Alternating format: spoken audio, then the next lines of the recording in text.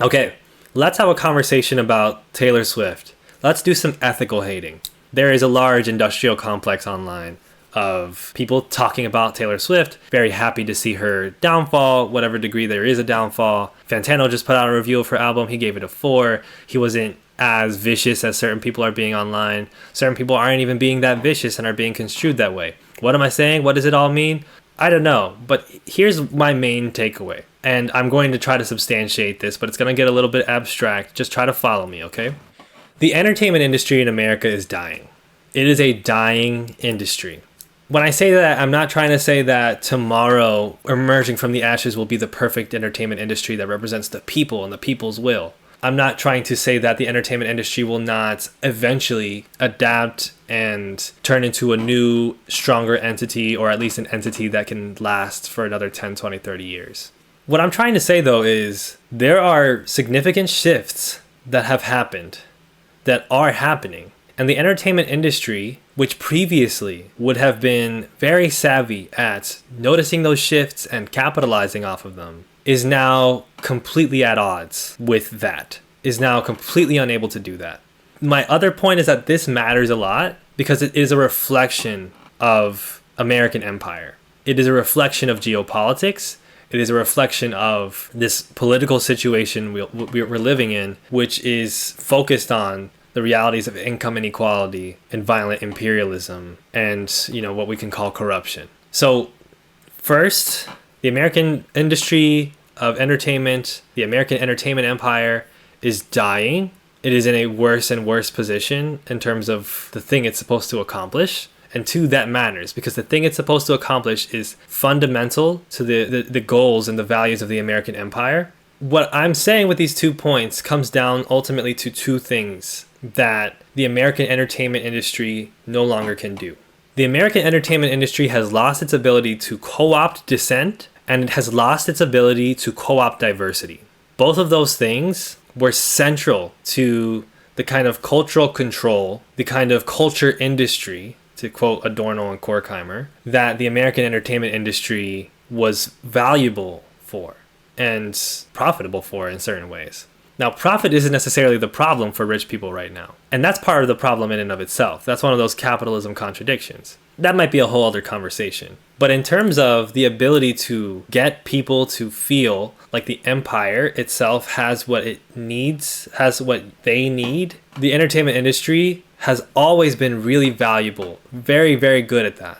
But what we're seeing with the fall of Taylor Swift, bringing it back, is not necessarily this dramatic downfall, not necessarily she's going to lose all her money tomorrow, not at all, in fact. She will bounce back in certain ways. She will figure out how to pivot her career. But it's the very inability for the American entertainment industry to properly recognize how much profit for a select group of elites is undermining the interests of the empire that we're seeing at the forefront of what's going on with Taylor Swift. In essence, they don't have to care about people anymore, but that's the whole thing that the entertainment industry is for, is to give people something to channel their interests in, is to give people something that they believe in, so that they don't have to believe in socialism, so that they don't have to believe in communism. That's my big preamble. I want to start here with AI. This is the big dunk fest, okay? Everybody get your pitchforks ready, light your torches on fire. This is an article from Futurism, very solid publication. Taylor Swift fans furious as she's caught using sloppy AI in video for new album. Of course, there's not been official confirmation, but Taylor Swift has been pretty clearly using AI and some of the promotional materials for The Life of a Showgirl. Look at this video, okay? Now, I'm not great at noticing some of these things, but other people have noticed it. In particular, you can just kind of tell there's something that happens here with I think his hand and the handkerchief or the napkin. You can also just tell with the slow-mo zoom shots, the particular coloration, the way that the details of it looks like AI, right? And certain people have also noticed some visual inconsistencies. They describe, as eagle-eyed internet sleuths spotted, a framed picture on the wall features a garbled depiction of a house, and a book is mysteriously missing letters. At one point, the bartender's middle finger mysteriously blends with the orange napkin he's placing on the bar counter. There's another video that I think is here That's been deleted, actually. It was a gym in a high-rise building with signs of having been generated with AI, such as dumbbells with weights and handles that don't align correctly. Apparently, it's a series of 12 videos that appear to have been generated by AI. This is another one. And it looks like these have been taken down. But this looks like AI, right? The movement of these flowers feels off to me. That's one thing I'm noticing. It's obviously 3D. It's supposed to look like 3D CGI, not necessarily like photography. But they're just, I don't know. I think you guys can see it, right? I'm not really good at breaking down visual inconsistencies in AI videos, but that's what it is, right? I'm just checking the chat really quickly. As April says, many people have made this critique. Being a billionaire and still using AI to avoid paying artists and putting out mediocre art is just terrible. And people are mad. Somebody on the Swiftly Neutral subreddit says she's far too rich to be this fucking cheap. They've pointed out that Swift has advocated for fair pay, which reignites a fiery debate over generative AI replacing human labor and creativity. Some people were pointing out that she was against the use of AI for explicit AI-generated images of her, as well as AI deepfakes featuring her likeness to drum up support for presidential candidate Donald Trump. She commented in an Instagram post at that time that it really conjured up her fears around AI and the dangers of spreading misinformation. So what people are pointing out is that there's a hypocrisy there, that clearly she's not against AI and all these different problems nascent in AI, as long as it works for her. But when it works against her image or affects her, then she's against it. I think that critique is somewhat fair. Obviously, there's a big difference in somebody making deepfake porn of you versus somebody making an innocuous, seemingly harmless marketing video for your album using AI-generated images. Regardless, we know that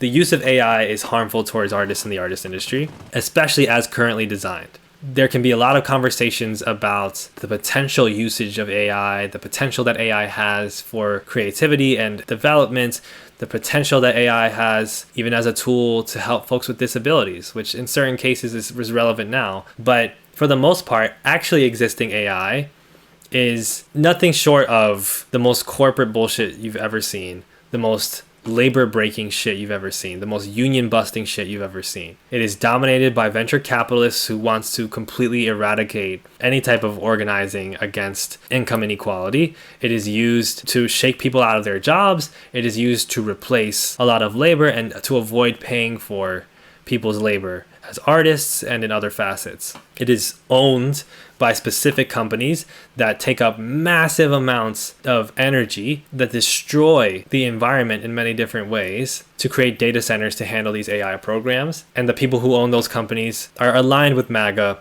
and aligned with this libertarian tech bro takeover of culture, of politics, of the economy that we have been seeing increasing for about 15 years now at least. So in short, actually existing AI is a nightmare.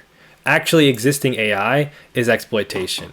Actually existing AI is environmental destruction. And if there are people who can make cases for the ethical use of AI to address specific issues that they're facing, Taylor Swift is not one of those people. Taylor Swift has been paying artists to make marketing content for her for 20 years, as long as she's had a career, since well before she had any of this money that she has now. I mean, she was never poor, but it's never been a problem for Taylor Swift to pay artists to make stuff. Hell, she has many fans who make things on their own. And the idea that you're going to lazily throw together this AI-generated shit when there's already so much contention against AI in its current deployment, often just for aesthetic purposes. I mean, those videos don't look good. They look cheap, they look tacky, there are visual inconsistencies, and they don't communicate anything interesting. There are these constant loops of these slow-moving zoom shots of particular ideas of images that it's not even that clear what they're supposed to be. I mean, okay, you're zooming in on a tee on a jacket.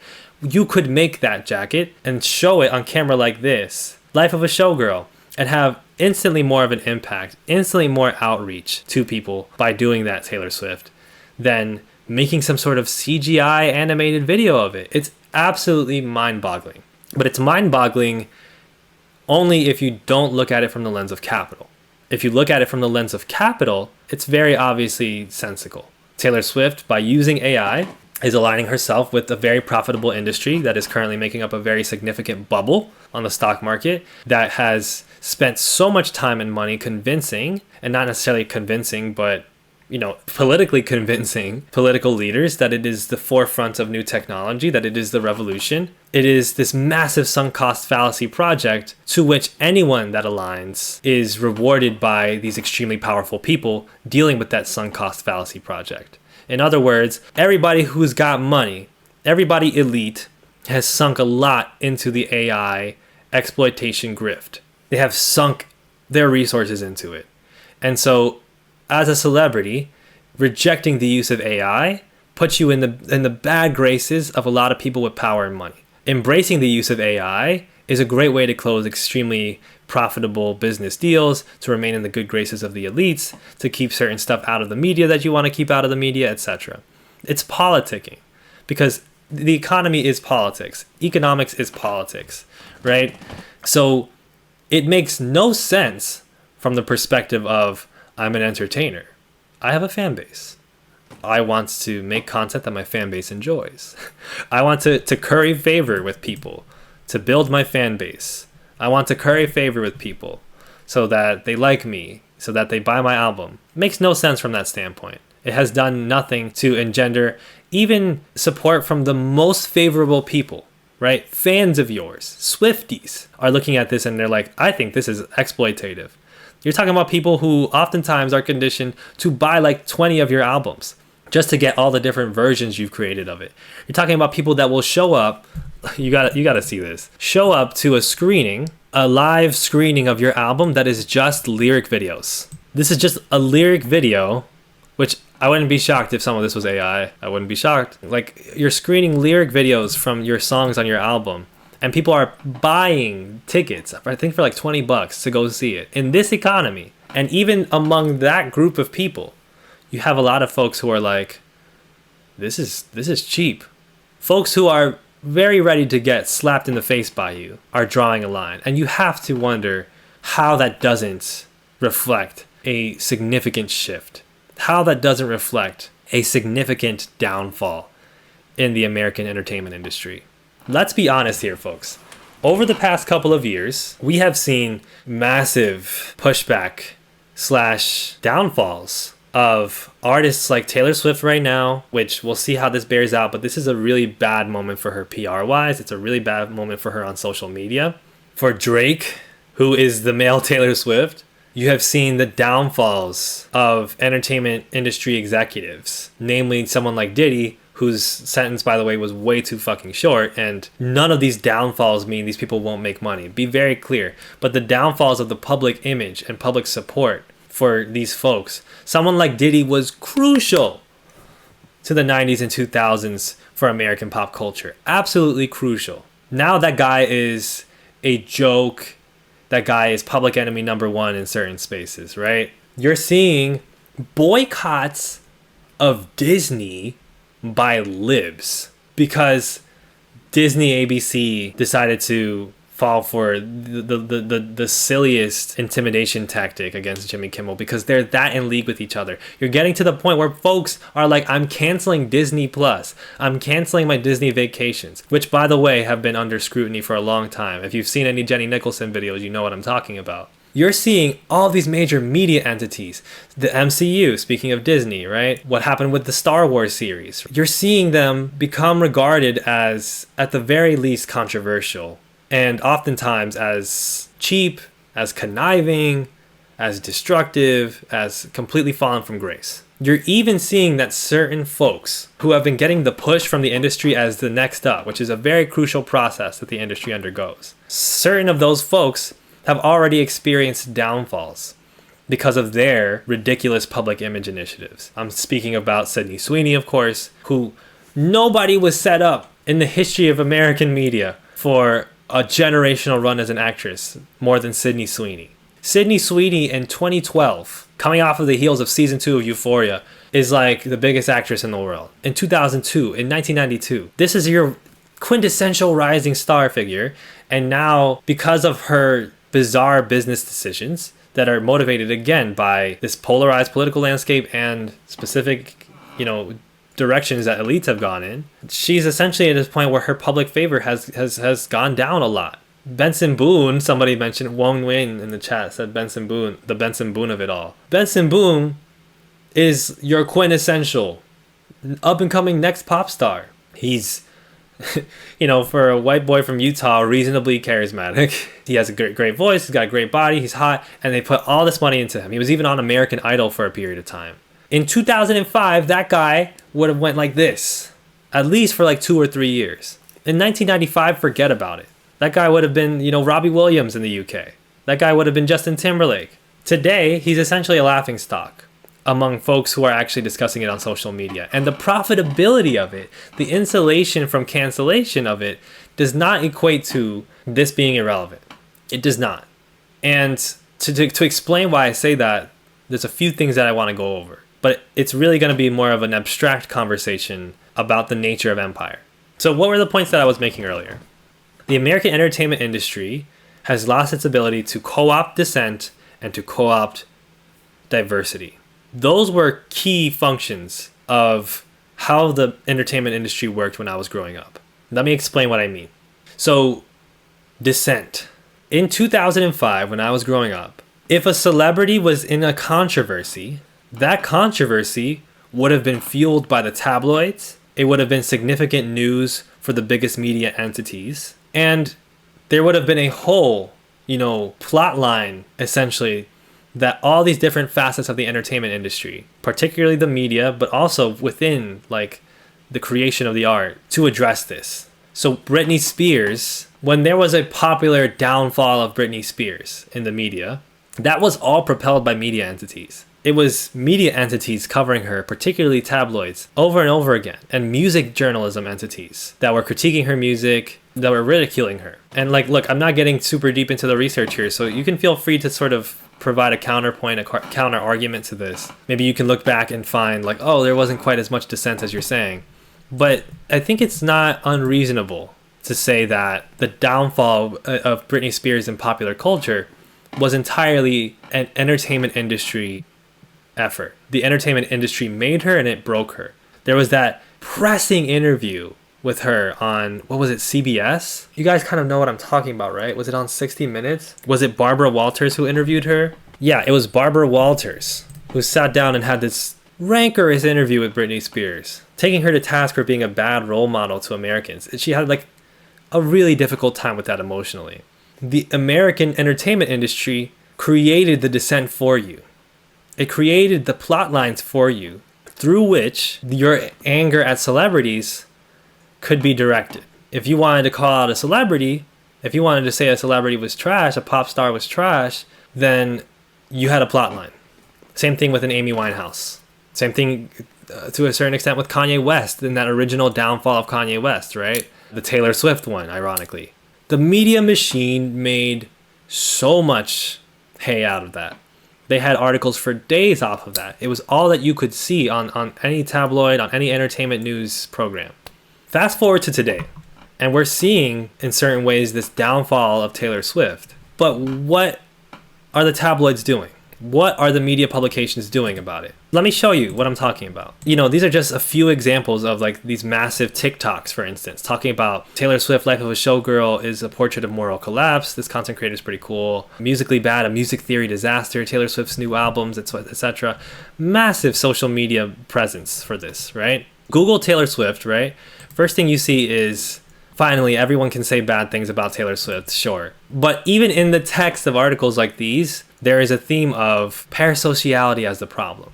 Probably some of them just don't want her to be happy. There's concern about Taylor Swift. And this is an opinion piece, right? This is an entertainment piece, right? But look at a lot of the other articles that are getting published. Taylor Swift rocks the box office again. Why it matters in movie theaters. This is just Daily Mail conservative slop. Life of Showgirl's out now and breaking records. Here's why. This is an Atlantic opinion piece. Taylor Swift's fairy tale is over. Simultaneously, Taylor Swift conquers her biggest stage ever in the Life of a Showgirl. I mean, the glazing that Rolling Stone has done of Taylor Swift, they allowed their whole magazine to be dominated by Taylor Swift's image. Instead of, maybe we'll capitalize off of a controversial moment in Taylor Swift's career. So if there's controversy, we'll seize on it. They didn't do that. Some bad reviews, and then Do we still like Taylor Swift when she's happy? Why the Taylor Swift backlash is already in the full swing? Some Taylor Swift fans are hating on the life of a showgirl. Why? And then look at this, right? It's this person's arguing that Taylor Swift's fans are turning on her because parasocial relationships are toxic. Music criticism aside, some fans feel betrayed by the album and not just by the lyrics. To them, it's personal. Why? Swift cultivates a close relationship with her fans, but stan culture can go too far and develop into parasocial relationships, which are the illusion of friendship with a public persona. So where you're seeing coverage of the controversy, it's being positioned as, no, there's controversy. People have different opinions. It's being positioned as her fans are turning on her. And sometimes that's toxic because of toxic parasocial relationships. It's being positioned as music reviews are mixed. Some publications love it. Some publications say it's lazy and it's slop. It's dull. There's no viciousness. There's no seizing on the story. And there's an effort to push a type of civility about Taylor Swift, to stay in the good graces of Taylor Swift and some good Taylor Swift fans. And what that is not too pro Taylor Swift or too anti Taylor Swift, but what it is, as April says, is it's boring. If you hate Taylor Swift or you hate the direction Taylor Swift just went in, are you going to read this article by the BBC or are you going to watch TikToks about it? Which, by the way, many of these articles that come out now on entertainment publications are just assemblages of people's takes on social media. It's just this in article form. So are you going to read, here's why I think we should take Taylor Swift's backlash with a grain of salt? Or are you going to watch White Mediocrity in America? I don't like Taylor Swift as a persona she shows the media. Are you going to read, Taylor Swift's Fairy Tale is Over, which some people were sharing on Reddit and were saying was a good piece. But are you really going to read that? Or are you going to watch TikToks about it and look at the Reddit post that was about it? Do you see what I mean? So what has been captured previously by the entertainment industry, dissent, is now this more messy reality that's captured within social media platforms. So on social media, folks are giving their takes. The people making a lot of money off of this are folks like TikTok, folks like Reddit, Twitter, whatever. But the entertainment industry itself is completely a chicken with its head cut off. The entertainment industry itself is doing deals with Taylor Swift to have her plastered all over their platform and to give her new album a 5 stars out of 5 stars. Now, notice that I'm saying this and I'm not saying, oh, well, we should go back to Britney Spears. That's clearly not what I'm saying, right? We should go back to the days where, a woman pop star was taken down a peg or two by the media machine that brought her up. We should go back to that kind of misogyny. I want that. No, but that existed for a very functional purpose for American empire. Like I said, it allowed people to take their feelings of antagonism towards pop culture, their antagonism towards the elites, their antagonism towards cultural differences, and put them into the media machine, the entertainment machine. Now, people are no longer having to do that. They have no longer any interest in feeding that entertainment machine. They want to feed the social media machine. They want to feed the discourse machine. And because of that, they can say things that the entertainment industry wouldn't necessarily want people saying. You have a smaller outlet, which is more decidedly left-wing, like Futurism, publishing articles about the backlash and saying outright Taylor Swift's AI usage is lazy. Look at all this backlash toward it. But BBC is not going to publish that. Not for a while, at least. BBC is going to be very careful about how it talks about that. Why? Because BBC and the elites that run BBC or CNN or ABC or CBS or Fox or E! News or TMZ, they also have investment in AI. They also have to worry a lot about what these AI tech giants are going to say about them. So what I'm pointing out here is an internal contradiction among different elites for the soul of culture, for the soul of the culture industry. It's a massive internal contradiction. And it's one that the entertainment industry will not win. It's not a fight that the entertainment industry will win because the entertainment industry is in the side of desperation, clinging to adulation from fandoms and clinging to approval and access from pop stars. Because otherwise, people are not going to read their outlet. People are not going to click on their page. So the entertainment industry has to shift more and more in the direction of social media, and that's part of why you see entertainment news outlets publish articles that are essentially compilations of different people's posts on social media. So why should I care? Why should I care, Elliot, that a bunch of rich people are essentially feuding over the culture industry and what direction it'll go in? Well, first and foremost, there are certain areas in which this contradiction is the most difficult, even for all of the elites involved, to handle. And I'm going to talk about what that is. So, the obvious difference starts here. Only as an individual, but as an artist, we have a responsibility to use our platforms. Neutrality or silence shouldn't be an option. So, political dissent is now clearly something that the entertainment industry has no interest in dealing with. It has no power to engage in. So someone like Pink Panthers and other pop stars like her, whether you're talking about your Chapel Roans, you're talking about your Charlie XCXs, your Dua Lipas, even the members of Cat's Eye, like several of them follow Eye on Palestine apparently, right? See that there's a massive popular movement for freedom for Palestine, a massive anti-genocide movement. And that has gained steam increasingly across pop culture, across social media. You're seeing someone like Pep Guardiola in the football world continuously, advocating for Israel to be banned from international play, along with many other people. You're seeing a lot of fan bases raise Palestine flags, right, in European football. You're seeing so many large social media accounts grow from posting content about Palestine. You're seeing all these different artists and entertainers shifting their language, whether they care about the issue genuinely or not, to align themselves broadly pro-Palestine. That's where you get somebody like Jennifer Lawrence saying like it's obviously a genocide, etc., etc. I mean, Jennifer Lawrence was downplaying this and was making firmly Zionist arguments a couple of years ago. Now Jennifer Lawrence is like it's bloodshed, it's genocide, it has to stop. But the entertainment industry itself is full of Zionists and is in too much of a position of weakness to encompass that. So again, somebody like Taylor Swift, if you think Taylor Swift lacks the backbone, clearly, to take an initiative about AI usage and to stomp out use of AI and to decry it as a problem, Taylor Swift is definitely not going to say anything about Gaza. And many of the old guard pop culture figures have talked around it or avoided talking about it altogether. Taylor Swift has been the face of that, right? But also people like Beyonce and Jay-Z, right? People like Eminem.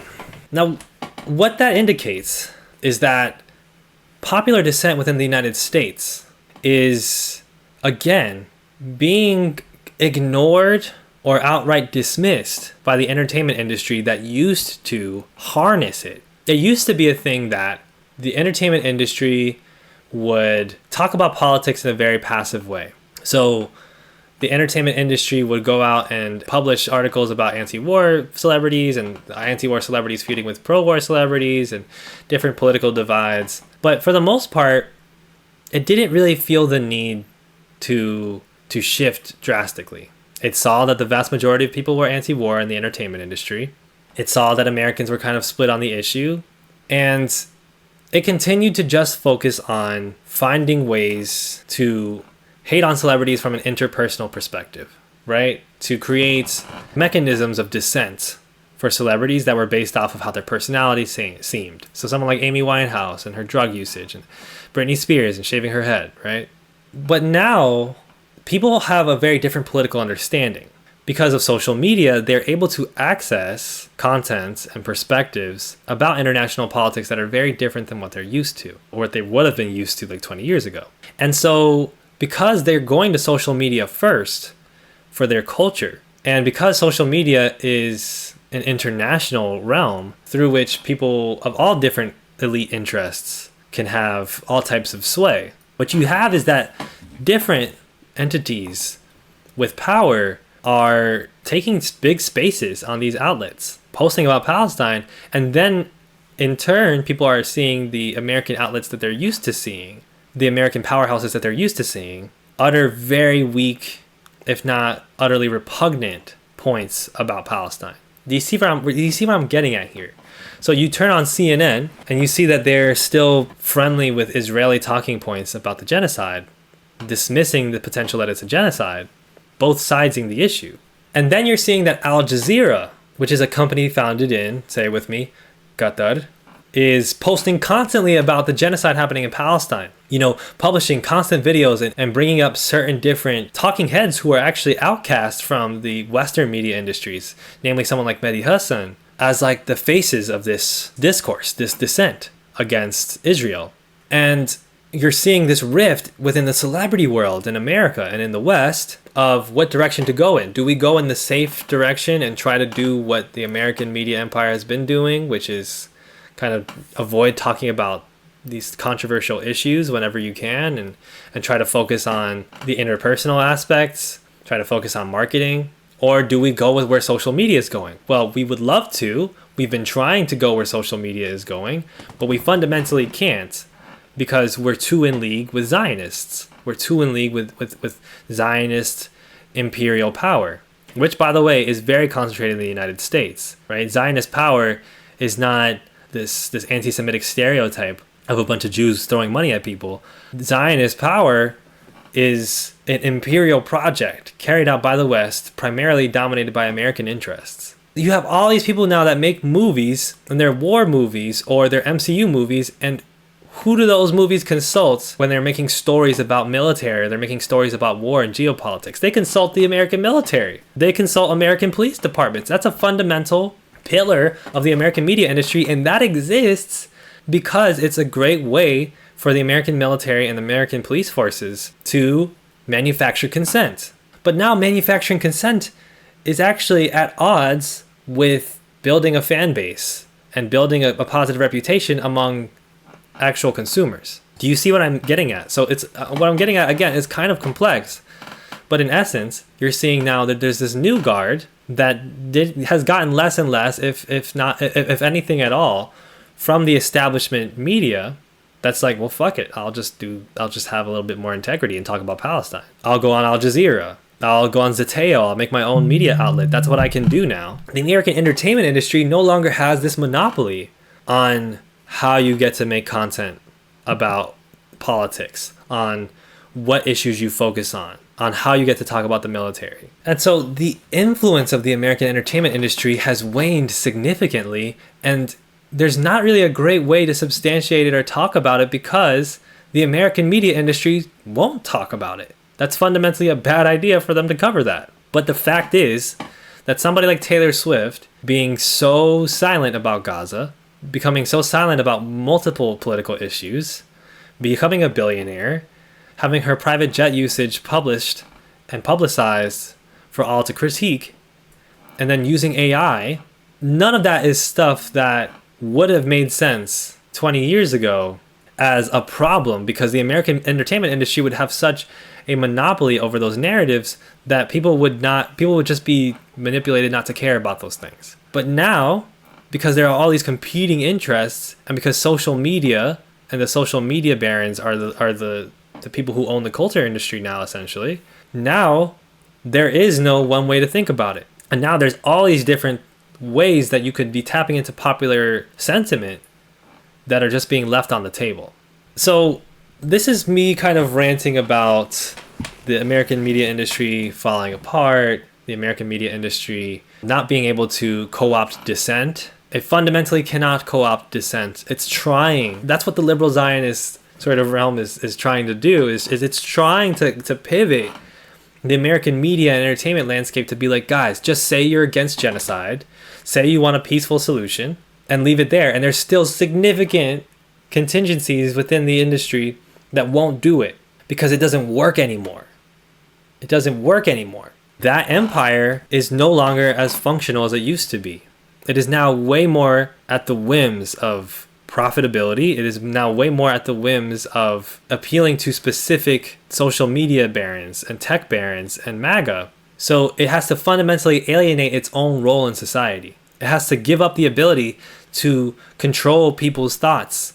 It has to give up the ability to capture people's feelings and thoughts, and instead just focus on what's going to make it profit and what's going to keep it in friendly standing. And I know a lot of people can say, well, it's the same as it ever was. Nothing ever happens, right? American media industry was always beholden to a couple of corporate executives. What are you talking about? It was always for profit. What are you talking about? Yeah, but the profit used to be, for a period of time, coincidable, to make up a word, with keeping people in check, with controlling narratives, controlling culture, shaping popular culture. Of course, there were always people who didn't watch Friends. There were always people who didn't watch the popular movies of the day, but you didn't hear about them. They didn't have big platforms. They were relegated to the sidelines. Now, through social media, there are all these people who are like, I got money, come. You can go present your perspectives and we'll make them even bigger than anybody else's. And for something like the case of Palestine or something like the case of the Epstein files, right? These are examples of things that the elites cannot shift on.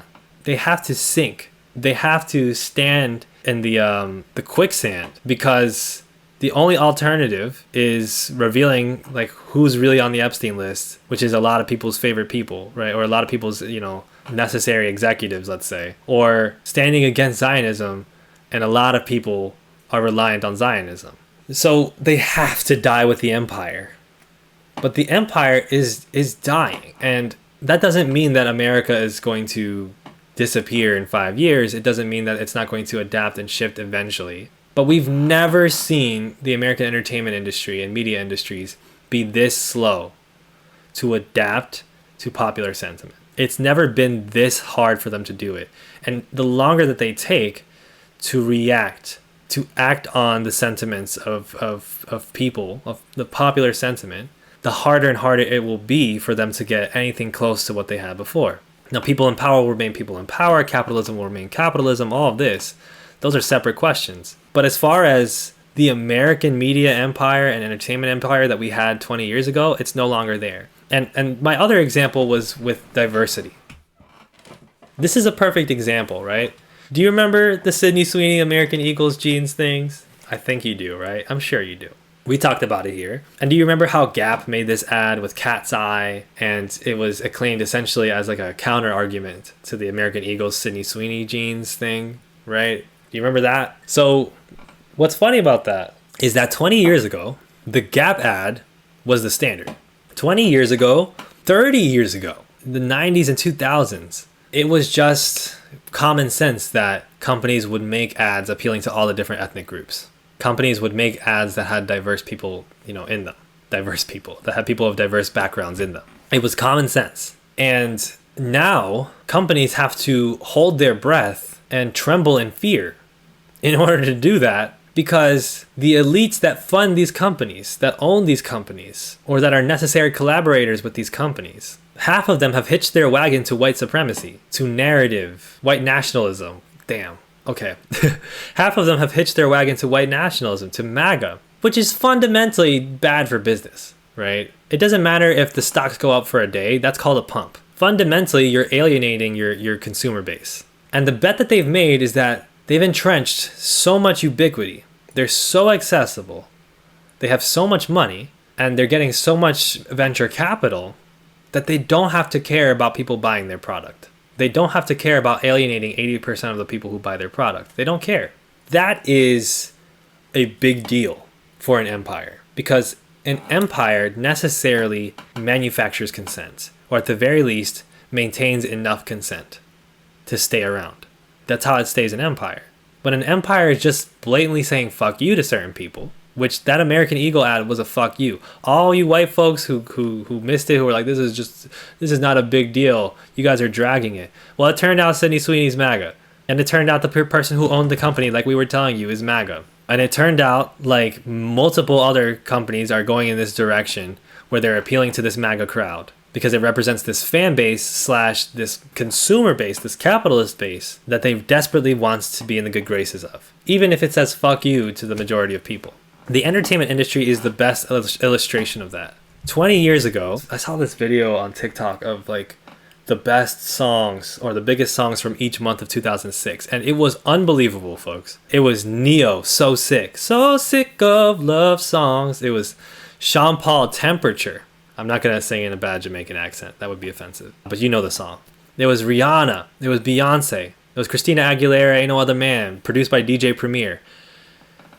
The American music industry 20 years ago was like, we're going all over the world, baby. We're appealing to every single ethnic background. Like someone like Shakira functioned greatly off of the fact that she was both a Latin artist and she had Arabic roots. And so Shakira would be belly dancing to Popeton music. And that was the biggest American pop single, Hips Don't Lie, featuring Wyclef Jean, a Haitian dude who in the bridge was like, Colombians and Haitians. something something is a musical transaction. Some sort of like pun about like, no, it's not a drug deal. It's a musical transaction. That was the shit the music industry was doing 20 years ago. Today, the music industry is doing Alex Warren. Today, the music industry is doing Taylor Swift. Non-stop praise for Taylor Swift. Today, the music industry is doing Benson Boone and Tate McRae and Addison Rae and Gracie Abrams. Today, the music industry is like concerned about how to push hip hop. Like, today, the music industry is utterly unsure what it's doing because it recognizes that there's a fan base out there that is MAGA and wants Jelly Roll, like Kathy just said. Wants what's the name of that racist country singer guy that Haley Williams just called out? Morgan Wallen. Wants to try that in a small town. And because the industry is so beholden to fandom, because fandom is the only way that you can capture social media disaggregation of sentiment into big numbers. Well, sometimes you're just going to have to appeal to racist fandoms. At least K-pop Demon Hunters is popular. And that's what's so funny is that South Korea is like finding its way to be like a big part of the American music market. It's like the capitalist chickens coming to roost in South Korea. You got a massive birth rate crisis, but the companies over there have figured out a temporary bailout for the American music industry right now. Like, that's the whole theory of why you appeal to a Morgan Wallen and a Jelly Roll. It's the same logic of why you would appeal to K-pop fans. So K-pop Demon Hunters ends up getting a bunch of capital, apparently gets executed pretty well, goes number one on Netflix, goes number one on Billboard. You have to appeal to fandoms. And if you don't appeal to fandoms, then you're not getting any capital. Why? Because the music industry no longer has backing the way it used to. It relies on the culture industry because it's no longer the culture industry. And the same thing goes with the movie industry. Big movies that are coming out, it's the MCU. Why? Because it has a fandom. Minecraft, it has a fandom, has a video game player base, you know? And then movies like Sinners are these smash hits because they represent some sort of divergence from that, where it's just like, hey, what about making a movie? Have you guys thought about like making a movie with its own story that has people of different backgrounds that represent a significant consumer base? Like, what about that? And still half the industry scoffed at it because of racism, right? What's happened is essentially the only way for the entertainment industries to maintain relevance is by appealing to fandoms. And the only reason fandoms exist and have this much purchasing and production power is because of social media, which is the real shot caller. And that's where social media represents a big thorn in the side of American empire. It does. This is not me trying to like act like TikTok is woke. It's not. But social media, oftentimes against the wishes of the executives that run it, is a space where people can just do what they want and promote what they want. And the way to make capital off of that is by letting them. But empire cannot function off of just letting people say what they want. Because then people will say things like, we're committing genocide. And you don't want that. And so Taylor Swift is the perfect embodiment of that. This shit was never sustainable. The reason Taylor Swift's career goes into this really impressive direction that it does the past 5 years is because she channels the massive industry push that she had, as well as the specific fandom that she built through the 2010s, through the different, adversity that she publicly faced and stuff like that. Whatever your thoughts are on that. And she channeled that into a massive fandom. And she learned from what all the K-pop people were doing. And she was like, I'm going to make a bazillion versions of every album, bazillion remixes. I'm going to put out an album every year. She did all of the most profitable stuff, which could only work at the level it did because she had a big fandom. But now, even that is a contradiction that had to come home to roost. Because a fandom is ultimately a nebulous group of regular people that can make decisions about what they want to consume or not. As much as we like to joke about, parasociality and people being robots, people being bots, people being drones, whatever. Yeah, certain people are just going to keep aligning with what they like. But a fandom losing 10% of its current fandom is a massive problem because it only works because of the substantial numbers behind it and because of the lack of controversy that it can take advantage of. There's a whole thing you can say about modern fandom theory that's very underdeveloped because a lot of people are too focused on misogyny. They're too focused on seeing women as bots, right? And as many problems as there are in modern fandom, which is also problems that we're having on the online left and everywhere else on the internet, one thing's for sure, it's very profitable. But we used to have people who were fans of the music industry. They'll say they were fans of music. They say that they were fans of movies, of the entertainment, but they were really fans of the entertainment industry. What used to be captured within the empire by creating its own machine that ran its own agenda now is only captured by these kinds of sporadic growths of big consumer groups. That's a huge shift. And that is a manifestation of how much the culture industry has shifted. But it's still the culture industry, right? So what does this matter?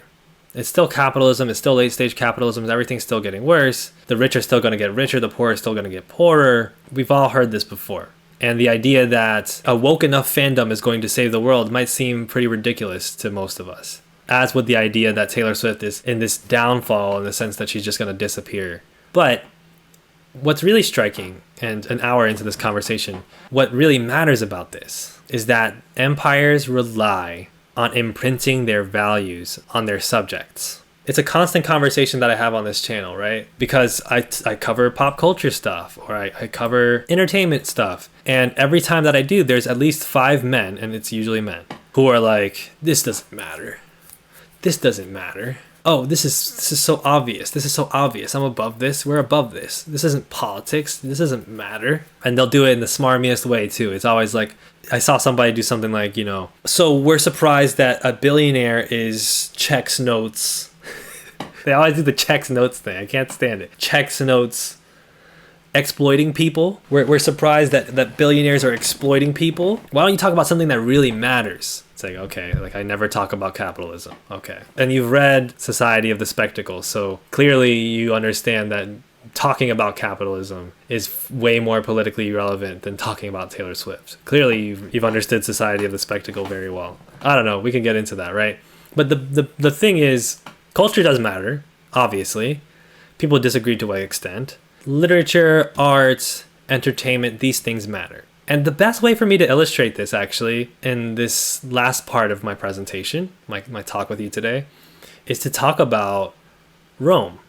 Everything, men, you like talking about Rome, right? Let's talk to the men. Let's talk to the bros. The Roman Empire. What could possibly what could possibly appeal to you anymore? I'm losing the thread a bit. Clearly I should read more. No, I'm getting to like tangents, so it's okay. Checks notes. Who replaced my notes with drawings of snails? That's really funny. So, Roman Empire, right? You've heard of it. Ancient Rome, we're talking about a nebulous start period, a nebulous end period, frankly. But especially the Western Roman Empire, we're talking about the rise of the Roman Republic, some 100 years before Christ, before the Common Era, and then ending, most scholars agree, around the 400, 500 years after the Common Era. So the fall of Rome. This is a very controversial topic. The division between Western and Eastern Roman Empire is itself a 3-hour presentation. I am no historian. I am no art historian, right? But here's one thing I understand.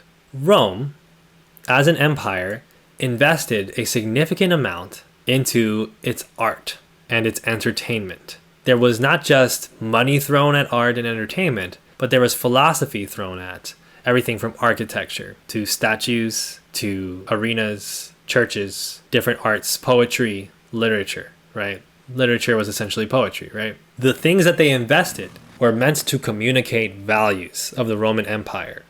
If I'm to take the guy, and I do mean guy, online seriously, that talking about culture doesn't matter, none of this culture stuff matters, entertainment stuff doesn't matter, then what he'll be telling me is essentially that we in the United States have an elite class that pours billions and billions and billions of dollars into entertainment for no reason. And that, likewise, even the Roman Empire, in all of its years of domination in the West, invested all of its resources and so much of its philosophy and thought into art and entertainment for nothing. For nothing. I'm meant to believe that that's the case. Well, frankly, it's not. It's not. And this is also where the term distraction becomes so annoying. Everything's a distraction on the internet lately, right? That's what everybody says. Anything that I don't personally care about is a distraction. Oh, this is, and culture stuff is a distraction. Taylor Swift is a distraction. TV is a distraction. Let's get deeper. Electoral politics is a distraction. Mutual aid is a distraction. Everything's a distraction except the specific stuff that I think is good. And none of it is connected at all. Well, distraction is not the best way to describe the investments that empire makes into art and entertainment. Manufacturing consent is maybe a better term, meaning the creation of a populace that is in accordance with the values that the empire needs that populace to have. You're distracting us from the climate crisis. The climate crisis is a distraction from capitalism. The capitalism is a distraction from... It goes on forever. So let's talk about this in some material terms, right? So I was watching this lecture about Roman art. And here he talks about the origins of this temple in Rome. Looking at this temple, at first glance, it would appear very, very similar and might even look like an exact copy of a Greek temple. It has a significant amount of resemblance and a significant similarity, and that's important. The columns are Ionic columns. The form of the temple is very similar to what you would see. Oh shit, it's not showing. Greece. Okay. Wait, I forgot that I'm on the wrong thing. Here we go. We're back. So this is the temple he's talking about. But there are some changes that you can tell that mark it as more Roman than Greek. First is the use of the pedestal in a slightly different way. So in a Greek temple, the structure would be built on a pedestal base that had 3 or 4 steps, and those steps would extend, in most cases, at the very least on the 2 longitudinal ends, but more often than not, the pedestal base would surround all 4 sides of the temple. So you could access the temple pretty much from any point. Well, the Romans felt like that was impractical. They wanted to use the steps to clarify the entry point and to make the temple itself easier to defend. The temple was a place where offerings were made, where taxes were paid. Temples had a treasury. Temples had, a collection of money. And as such, it was important that they keep the temple safe. So you might be wondering, why have I just played 2 minutes of an obscure online video lecture about Roman art? The first answer to that is, I've Jedi mind tricked you into reading. Congratulations, guys. You have just been jujitsu'd into listening to a lecture. You've just been educated. I've tricked you into being educated by telling you I was going to talk to you about Taylor Swift. But the second thing is, I think what's being talked about by this lecturer, whose name is apparently John Wright, he has 75 subscribers, as well as what he talks about here, are different influences that Rome takes on and then adapts to certain pragmatic extents. What does that mean? So you take Greek temples, as well as influence from the Etruscans, which is the sort of one of the different Italic civilizations that come before the Roman Empire. Is that properly described? Roman people, yell at me in the comments. You're taking this architecture and you're adapting it to fit certain needs. So for instance, you're focusing on the front of the temple and you're putting it on this platform because that makes it easier to defend. Rome was always very concerned about the military, etc., right? So the very design of something like a temple, it's borrowing from Greek art traditions and Greek architecture also, because Greek art and architecture was essentially at that time seen as the pinnacle of art in the world, especially within the Mediterranean, especially in Western Europe, what we know now as Western Europe. And the Empire of Rome follows the period of classical Greece, in which, so much tradition, civilization, so much art, and so much of a legacy is left behind. And so associating yourself with the inventions and the conventions of Greece, both from, even just a taste standpoint, because people thought this art was sick, but also from a cultural standpoint, associates in people's minds your buildings with the same majesty of these classical Greek conventions. Does that make sense? So if you build a temple and you're just building it to be defendable, but you're not really paying attention to the art of it very much. It's just purely pragmatic. It's just purely what comes to the top of your head, and you don't take any reference from from Greek temples, for instance, you might build temples that people think are ugly. And one of the things people will do is be like, we should have temples like the Greeks did. Where the Greeks, they had it figured out. The Greeks had beautiful art. The Greeks had beautiful architecture. We are a failure of a civilization in comparison to the Greeks. We pale in comparison in our majesty, in our art, in our culture, in our civilization to the Greeks, right? So that's why you take that influence, because it manufactures consent and it stifles dissent. People look at it and they go, what a beautiful temple, but adapted into the Roman style. How genius. So that's why aesthetics matter. Similarly, like this is a statue of an orator, right? And he talks about this orator who is representing the intellectual, propounding virtues and values to the Roman people, to the subjects that are listening to him. But also he is beside a shield and a sword. I don't know if you can see it. He's beside his weapons. A breastplate, actually, not a sword, a breastplate, sorry. So he's beside a breastplate and a sword, which is symbolism that he will die to defend his virtues if he must. And if those who listen to his oration are not listening to him and do not take what he says seriously, he is willing to die fighting to defend them. What does this speak to? It speaks to nobility. It speaks to the eminent reality of militarization, the eminent reality of violence. It speaks to the strength and the virtue and the chadness of these Roman intellectuals, these Roman men who take these significant places in society. And many decisions are made about these sculptures based off of virtues that Romans were communicating, depending on who was commissioning it, which is usually either the empire itself, in the case of certain, obviously architecture, or the elites of Rome, or more well-to-do people, politicians, anything. We would say political figures. They're communicating these virtues, their alignment with those virtues, and the power of those virtues. And those virtues reinforce ideas to the Roman populace. For instance, Rome was always at war. Rome was always conquering territory. So in order to have a civilization that continuously wants to go to war, instead of chilling in the temple or chilling in the beautiful house that you have as a middle-class Roman or whatever, you see yourself as wanting to go to war. Why? Because you've been told throughout your life that is beautiful, that is virtuous, that is what Rome depends on. You are a paragon of Rome. And a person's reputation, particularly a man's reputation in Rome, was his honor, right? It was his word. It was his value to society. That system, that cultural system, is developed based on a need for militarization. So if you were a civilization that wasn't trying to go to war and was trying to stay humble and small, maybe you might make statues of praying monks. Maybe you might make statues of kind and caring women and put them all about.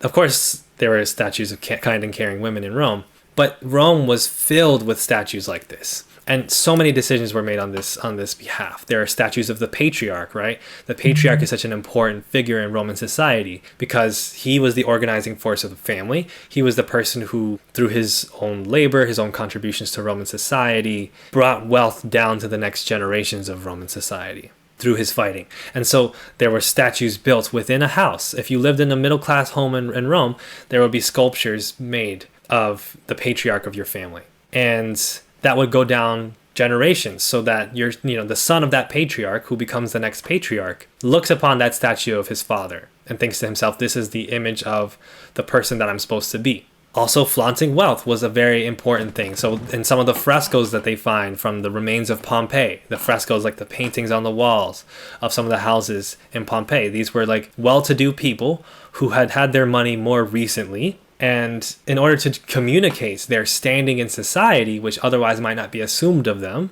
they build a beautiful house with all these beautiful frescoes and all this attention to detail and aesthetic. Why? Because you have to communicate to people how you are to be treated. And you are to communicate to people what place you have in society, what virtues you uphold. So aesthetics are not just games, my friend. They're not just things you can avoid. Culture and art are not just things you can avoid. They are deeply important. At the time, music was something that was more ceremonial, right? But the place that we have now for artists and musicians in particular, as well as writers, was the place that was held for poets, particularly somebody like Virgil. This is you guys know who Virgil is, or Horace, right? Horace was essentially the follow-up to Virgil. Horace is like the Kanye West to Virgil's Jay-Z. Virgil recommends Horace as this new upcoming poet, I believe to Augustus and to Maecenas, right? Well, Maecenas was this very important patron who was also a political advisor to Octavian and made significant political moves. But his focus was on patronizing the arts, and particularly patronizing poets. And so when you read the Georgics by Virgil, which is one of the most important texts of Western civilization or whatever, you'll see that this first passage is a devotion to Maecenas. And that was normal. Why? Because the poets had to shout out who was paying them. The same way that now, or I don't think this is really happening as much, but it was common convention in hip hop for you to shout out what your label was at the start of a song. So Jay-Z would be like Rockefeller, right? This is my business, right?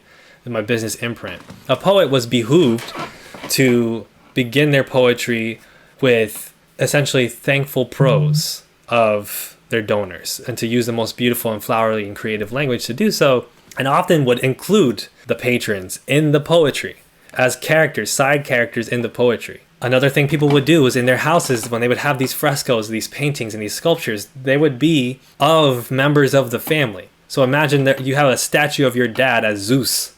That was the kind of thing that you would do. Why? Because it was in alignment with like the regality that you hold for your family, the power that your family can convey, and how true to Roman society, in the case of the Roman gods, the Roman myths in this case, how ingrained that is with that. These were important things. People who were of significant money and political repute would pay poets, sponsor poets, and then these poets would recite poetry at dinner parties and distribute their poetry among the elites, and that would be a way that they would have a career, but also it would show how important you are in society. And so this is all part of maintaining popular reverence, maintaining a reputation within the circles that matter, whether it's among the people themselves in some cases, but oftentimes in these cases, the other elites, right? This is how you built that reputation. So it's a significant thing for individual elites to do, to focus on aesthetics and the arts and entertainment and to endow them. Capitalists used to do this, okay? And that was one of the ways that capitalists worked their way to avoid getting fucking burned at the stake. Was John Rockefeller would make a fucking library. Did I say John Rockefeller? Did I mean Nelson Rockefeller? It doesn't matter. It doesn't matter. Go on, you're on the verge. Tie WWE with gladiators in classic theater. Well, that's fairly important too, right? The gladiators, I had a thing for gladiators, were representatives of the virtue of Roman society. They were slaves who were in the most despised underclasses. Often they were slaves of a defeated army, right? And they were given a choice by the empire: put on a great show, die, but die with your honor, die in battle, die the way that a great warrior would go out. And in turn, entertain this large group of people gathered at the arena to watch you in gladiatorial combat. This was a genius entertainment industry by the Romans. Why? Because it communicated not just, hey, we can put on a great show, and it didn't just distract the masses. It signaled that the Romans were actually virtuous, because if you were an underclass in Roman society, even if you were a person who was worthy of death, you would still be allowed to fight for your honor. You would still be allowed to die with honor in combat. And the people would watch as the gladiators died, and if a gladiator died, it would be like, well, that's what it is, but he died with his honor. That's a great way to go out. And a bunch of 21-year-olds with like wolf cuts and shit, and a mustache and a football jersey were like, that's exactly how I would go out if I was in that position. And people would be like, shut up, Flavius. That's what that was like. So all this talk about, entertainment industry, it's such a distraction. Culture, it's such a distraction. It's not important to me. How does that matter to me? It's just a distraction. Well, you can just say it's a distraction, and that would be a very drastic oversimplification, but to some degree, you would be right. But more important than being a distraction is that it's a communication of virtues and values that keeps the society running. Without those things, people would do things like fight each other. They would do things like avoid military service. They would do things like, build more things for their own individual benefit. There's an assumption that we make sometimes, because of how capitalism is so individualizing, that people are being distracted from collectivizing. Well, That's fairly true now because we are forced to individualize as much as possible. We are distracted from how we could come together. But in those days, you were also being distracted from individualizing, from seizing your own power, from getting some ideas about how to take over in your own area, which maybe you wouldn't have succeeded at most of the time, but at the very least would be an inconvenience that could inspire others. And you wouldn't want people putting on their own shows. That's another big thing, right? Part of the reason that the elites endow the arts so much is because somebody has to make the entertainment. Somebody has to make the art. And if it's not the elites making it, then it's going to be the people entertaining themselves and making art amongst themselves.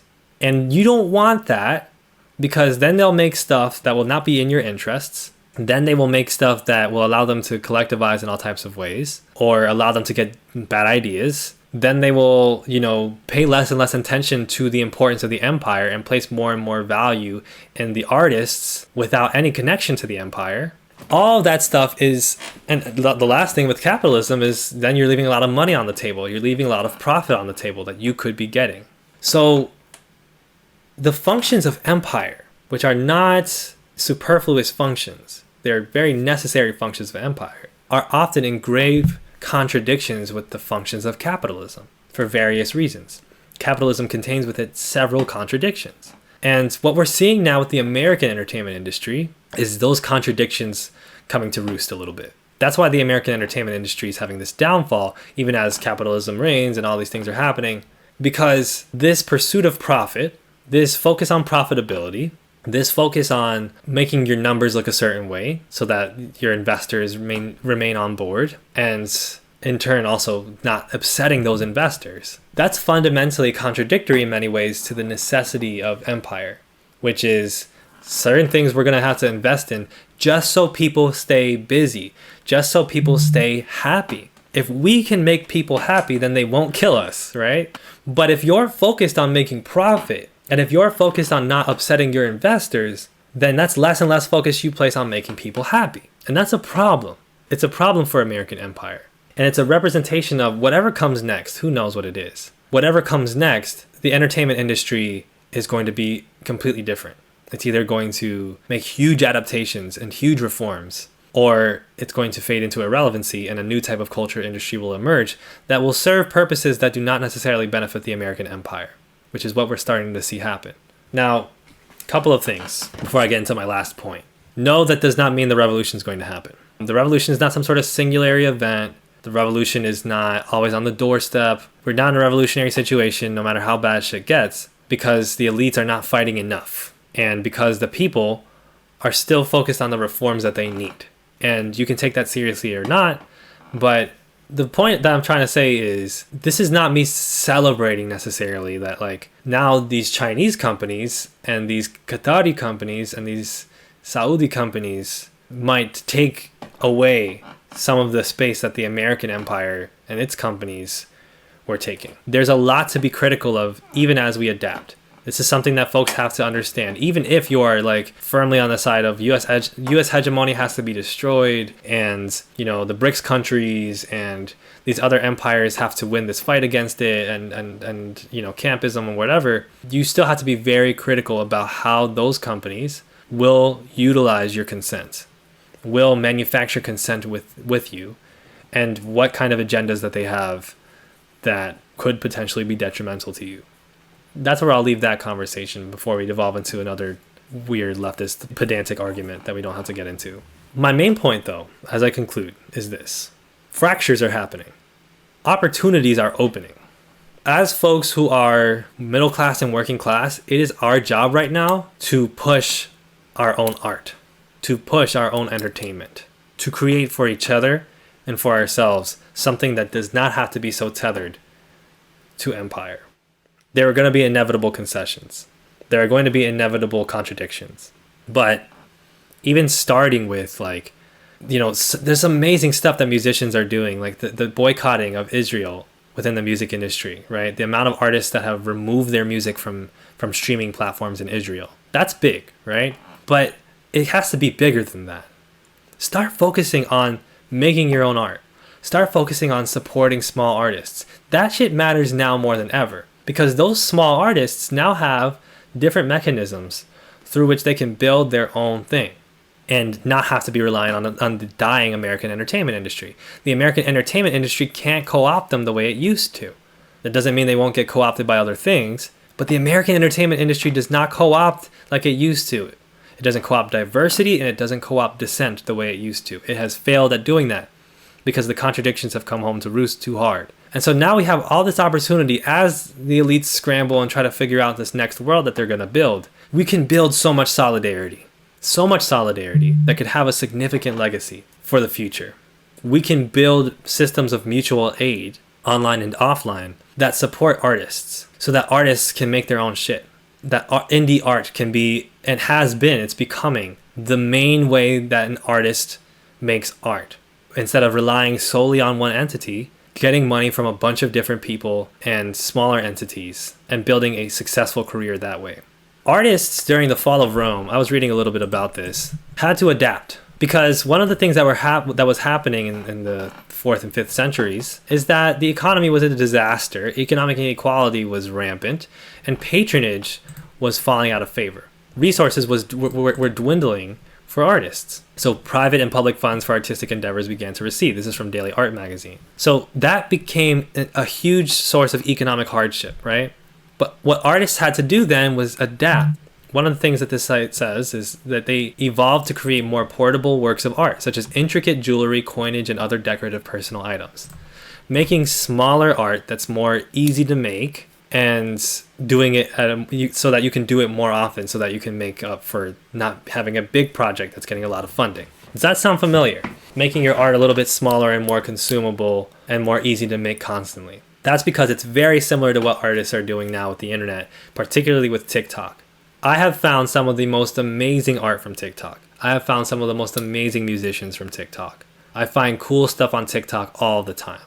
And if you'd like, I'll share a couple of things with you.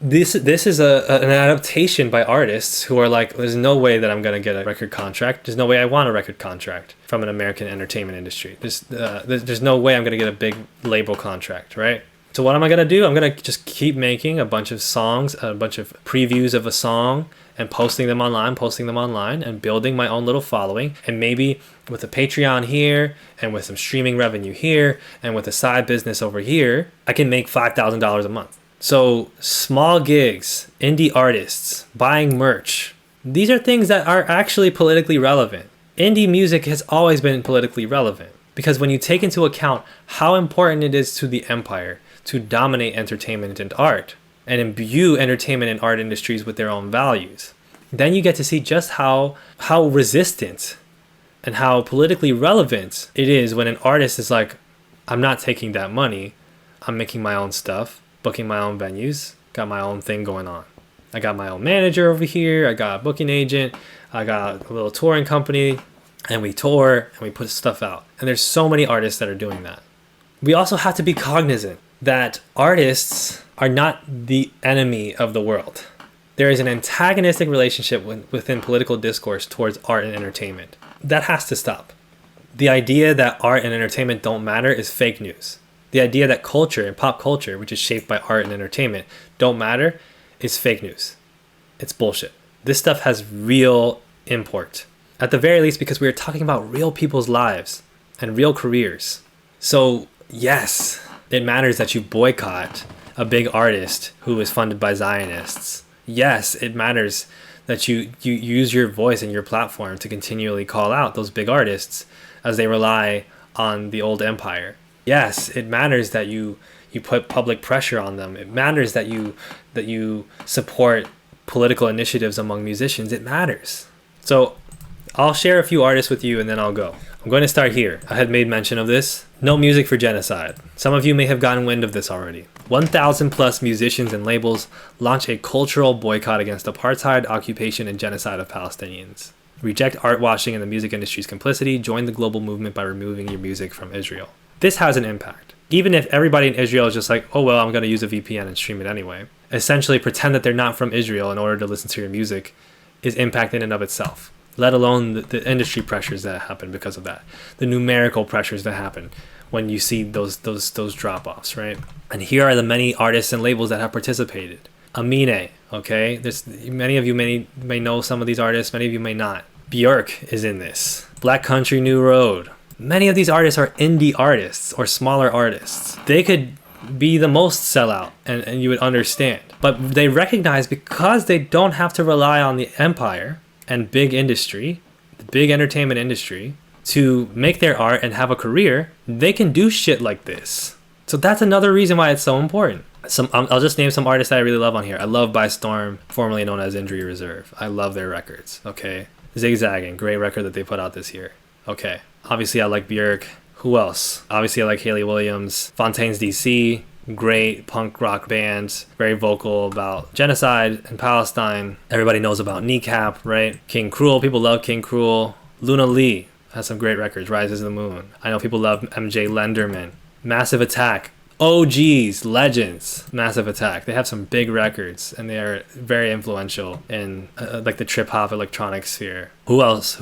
Rina Sawayama, Red Veil, great artist. Red Veil, super cool young rapper. Rina Sawayama, amazing pop artist, amazing representative of like a new generation of pop artists that are like having their own direction and not having to rely on, again, playing the old entertainment industry route. One of my guys on here, Mike. I love Mike, great rapper. His record Showbiz that he put out this year, my favorite album of the year, I think. It's hard, but it's in there. Duendita. I have to shout out Duendita. So these are people participating in this, and this is significant, and don't let anybody tell you that it's not. Don't let anybody tell you that it's not. And lastly, I'll find you a couple things from my TikTok that I've saved. This is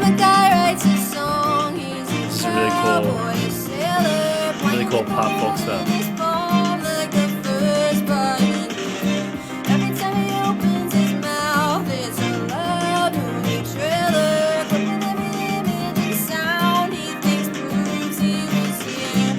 This is Annabelle Dinda. Check her out. Check this shit out. We're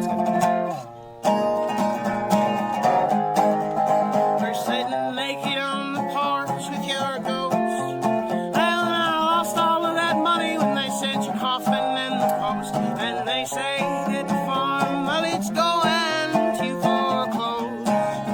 This is Crisis Crew. Check them out. I've got a lot of stuff on here. I'm seeing people mess around and making music for fun. Someone like KK Butterfly. This is the type of stuff you could be doing for fun instead of like doom scrolling. You could just be making little songs on your computer. I'll show you one more thing. Don't look through my bookmarks. Don't be nosy. Someone named Precious Plays Piano on here did something dope. Some dope electronic music. Hold on, it's gonna play.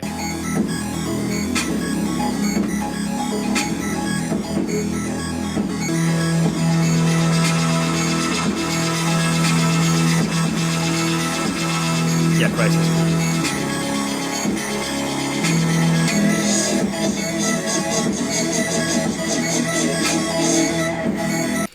I'm finding just so many great artists from here and so many people who just mess around and make music. It's a beautiful thing, and it's a representation of all these new possibilities that are opening up despite the horrors. You know, just remember that phrase, despite the horrors. There's so much that can be done to, at the very least, diverge. So someone asked me to make a recap really quickly as I close. Basically, the American entertainment industry is dying. It has lost its ability to co-opt dissent and diversity. Someone like Taylor Swift and her continuous move to disenfranchise even her most supportive fans can still rely on the profit machine and the elites to maintain her image and maintain her standing, as well as the most devoted fans of hers. But the fact that she's no longer beholden to caring about what the average person thinks is actually a bad sign for the empire, even if it's meh to capital. Because the empire relies on shaping the energies and the interests of a populace. We saw that in ancient Rome. We saw that with the ways poetry was commissioned in ancient Rome and patronized. We saw how art was patronized in ancient Rome, the values that art was meant to espouse in ancient Rome. And we see that today.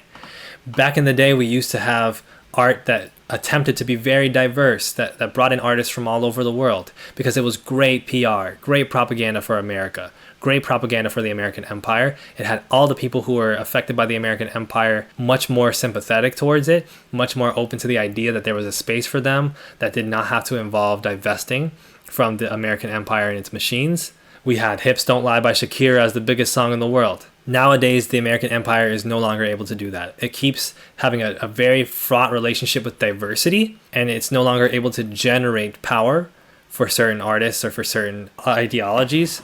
It's reliant on having people make fandoms and then trying to siphon what it can from social media. But it's changing, it's shifting. These are big contradictions and cracks that are happening within empire and capital, within the elite classes. And through that, especially now that we have the legacies of folk music and rap music and punk that are premised on accessibility and messages and being music of the people, with mass distribution of recorded music and mass literacy, whatever you think of that literacy, we now have the ability to, within those cracks, build solidarity. Build music solidarity, art solidarity, entertainment solidarity, stuff that's for us and by us, and that minimizes how much we have to capitulate in message, minimizes how much we have to capitulate patronization, reliance on the elites. Yes, the elites still have a lot of power in this, and they've shaped up their new realm of doing this. Some people call this a techno-feudalist moment, in which the whole thing is now owning the space through which people express what they want. But that's bad news for the American Empire as it was before, because now consents can no longer be manufactured the way it used to be. And anybody who tells you otherwise is honestly just a little bit afraid of how much power that they could have if they decided to make art and share it and try to build mutual aid networks and try to build boycotts by indie artists of empire. There's so many more possibilities that are opened up when you don't have to rely on turning on your TV and seeing what CBS tells you is good music. That you don't have to go to the movie theater to see what Hollywood is telling you is the best movie of the year. But you can watch it on your computer by all these different means, and half the time it could be made by some dude down the street, some random person halfway across the world with a small budget and just a beautiful artistic vision. That's meaningful. That's real. That's meaningful. Don't ever let anybody tell you otherwise. Have a good day. Thanks for watching.